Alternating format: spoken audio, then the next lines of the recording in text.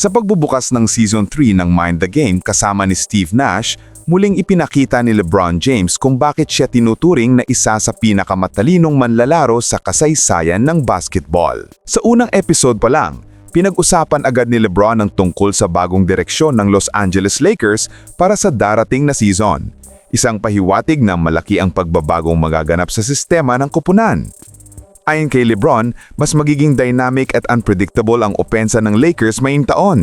Ibinahagi niya na gusto niyang makita ang mas maraming ball movement, off-ball screens at decision-making plays na hindi lang umiikot sa iisang superstar. Sa kanyang mga salita, malinaw na layunin niya ang alisin ang sobrang dependency ng team sa isolation plays at palitan ito ng mas modernong read-and-react offense. Dito makikita kung paano niya gustong gawing mas fluid at flexible ang laro ng Lakers, lalo na sa pagkakaroon nila ngayon ng mga bagong piraso tulad nila Luka Doncic at DeAndre Ayton. Pinuri rin ni LeBron ang versatility ni Ayton at kung paano ito magbibigay ng mas stable na presence sa paint. Ani niya, malaking tulong ang pagkakaroon ng tunay na big man na kayang mag-roll ng mabilis sa pick and roll at sabay makapagbigay ng spacing sa mid-range. Ayon sa kanya, si Ayton daw ang klase ng player na magbubukas ng opensa para sa lahat. Dahil kung sakaling mag-collapse ang depensa, may kakayahan itong magbigay ng tamang pasa o mabilis na kick-out sa shooters tulad ni Austin Reeves at Dalton Knecht.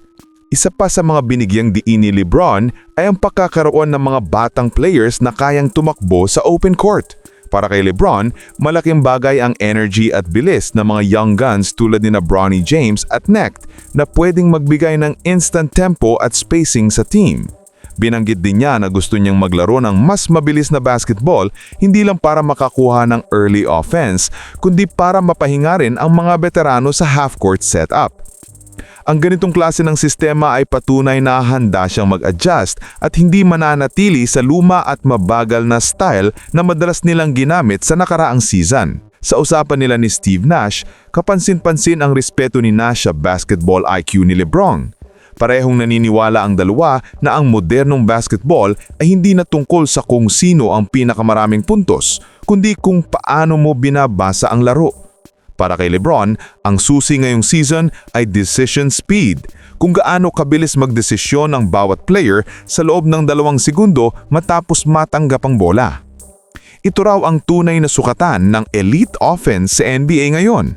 Nabanggit din ni LeBron na mahalaga ang chemistry at accountability sa bagong Lakers roster.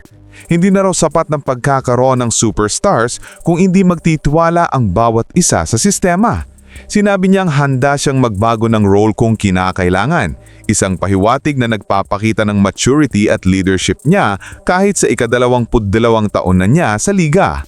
Para sa kanya, ang tunay na goal ay hindi lang makabalik sa playoffs, kundi makabuo ng isang sistema na magpapatatag sa Lakers sa loob ng susunod na ilang taon. Sa kabuuan, ipinakita ng unang episode ng Mind the Game na seryoso si LeBron sa bagong direksyon ng Lakers. Hindi lang ito tungkol sa talent o star power, kundi sa disiplina, tamang spacing at mabilis na desisyon sa court.